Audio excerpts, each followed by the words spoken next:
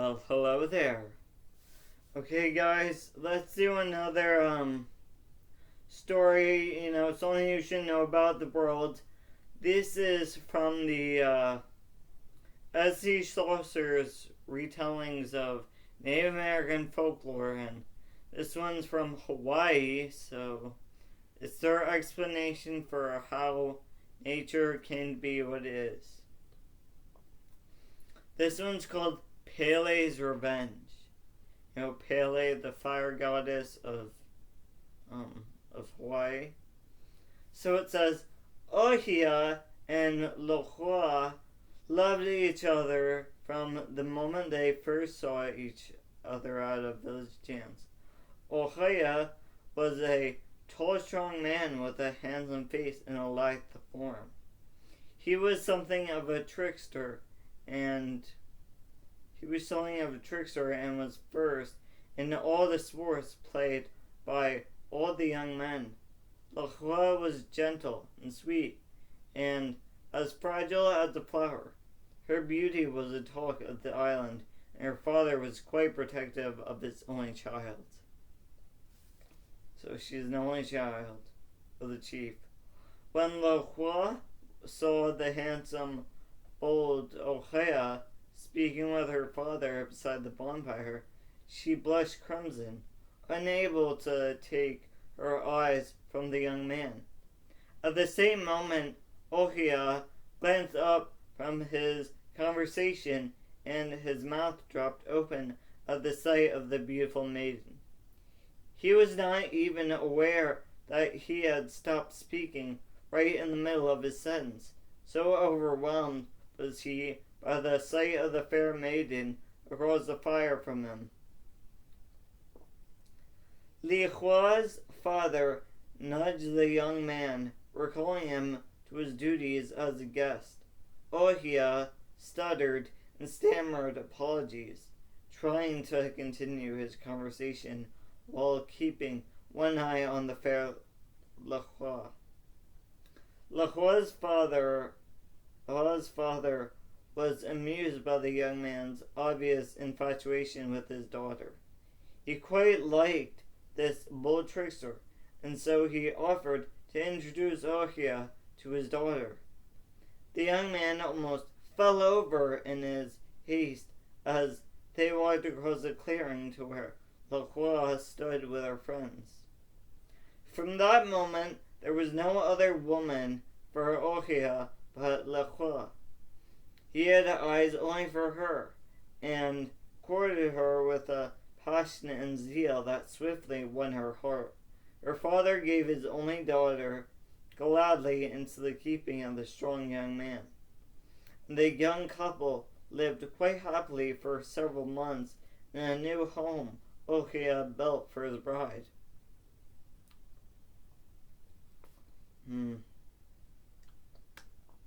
Then one day, the goddess Pele was walking in the forest near the home of the handsome Ohia and spied the young man at work. Pele was smitten by him and went at once to engage him in conversation. Ohia spoke politely to the beautiful woman, but did not respond to her advances, which infuriated Pele. She was determined to have this young man for herself, but before she could renew her efforts, Lahua came to the place where her young husband was working to bring him his midday meal. When he saw his lovely wife Ohia's face lit up with love, he dropped everything at once and went to her side, leaving a fuming Pele to stare in jealous rage at the young couple. Dropping her human disguise, the goddess transformed into a raging column of fire and struck Ohia down, transforming him into a twisted, ugly tree in revenge for spurning her advances. Sorry, I don't have a picture. This is, I guess, pretty old folktale, so no pictures. Lahua fell to her knees Lohua fell to her knees, the twisted tree that had once been her husband. Tears streaming down her lovely face, she begged Pele to turn him back into a man, or else turn her into a tree, as she could not bear to be separated from her beloved. But Pele ignored the girl, taking herself up to the cool heights, her anger satisfied. But the gods saw what Pele had done to the innocent lovers and were angry. As Lahua lay weeping in despair, the gods reached down and transformed the girl into a beautiful red flower, which they placed upon the twisted ohia tree, so that she and her beloved husband would never more be apart. From that day to this, the ohia tree has blossomed with the beautiful red lahua flowers. While the flowers remain on the tree, the weather remains sunny and fair. But when a flower is plucked from the tree, then heavy rain falls upon the land like tears, for Lahua still cannot bear to be separated from her beloved husband Ohia. So that's the Hawaiian explanation for why it rains. I guess they thought it rains every time flowers plucked from this tree. Whatever. Oh, the next one's also told by S.E. Slosher. It's also Hawaiian. And it's called The King of Sharks. The King of Sharks. One day, the King of Sharks saw a beautiful girl swimming near the shore. He immediately fell in love with the girl, transforming himself into a handsome man. He dressed himself in the feathered cape of a chief and followed her to her village. The villagers were thrilled by the visit of a foreign chief. They made a great luau with feasting and games. The King of Sharks won every game, and the girl was delighted when he asked to marry with her.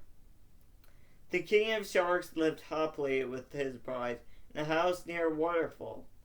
The King of Sharks, in his human form, would swim daily in the pool of water beneath the falls. Sometimes he would stay underneath the water so long that his bride would grow frightened. But the King of Sharks reassured her, telling her that he was making a place at the bottom of the pool for their son. Before the birth of the child, the King of Sharks returned to his people.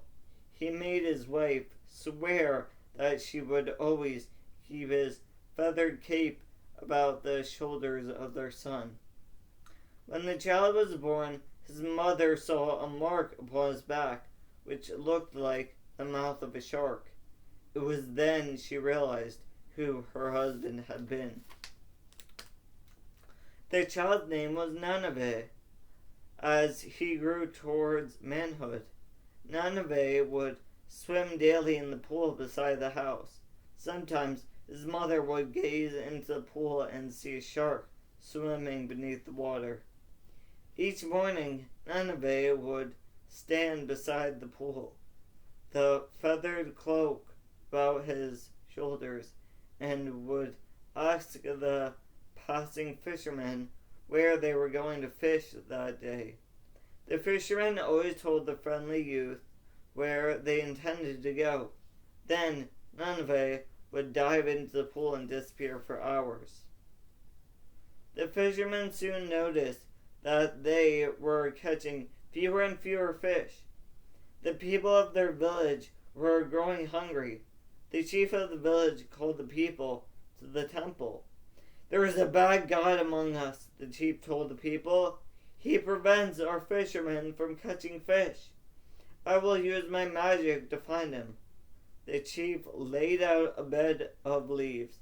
He instructed all of the men and boys to walk among the leaves. A human's feet would bruise the tender leaves, but the feet of a god would leave no mark. Nanabe's mother was frightened. She knew her son was the child of a god, and he would be killed if the people discovered his identity. When it came turn for the youth to walk across the leaves, he ran fast and slipped.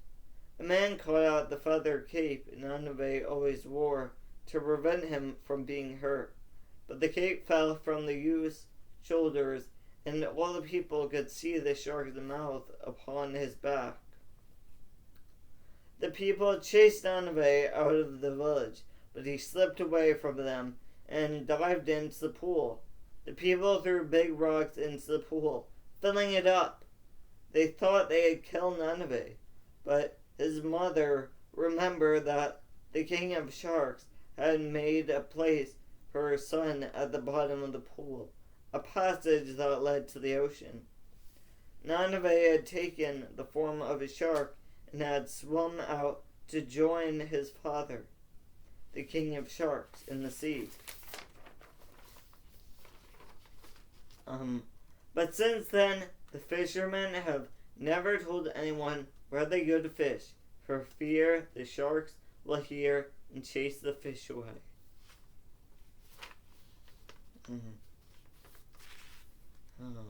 I'm not sure what that one explains. Just about the Shark King. I know, in China, I was at a Chinese New Year celebration one time, and the Chinese woman, read a story called Snake Goddess about all of the colors. There was a hole in the sky, and all the colors were escaping the world. So the Snake Goddess would send down clothes full of color for people to enjoy, but I don't know, the color kept going away, so she went down to Earth and she went to all the animals and collected some colors, and most of them were from crystals, so those are the only two Hawaiian folk tales on S.E. Slosser's site, so same series as Spooky Pennsylvania and all those other ghost stories I've read, but those are from Hawaii. So keep gardening, keep growing your own food, keep praying, think about the environment, decorate like I did. Remember, your imagination's the limit, or the sky's the limit. Refuse physical limitations, because we're much more than this body, and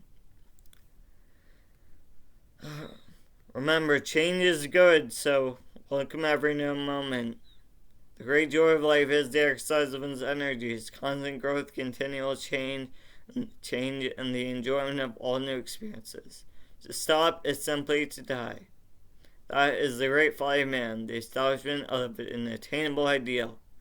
Oh, and remember your dreams. Pay close attention to your dreams.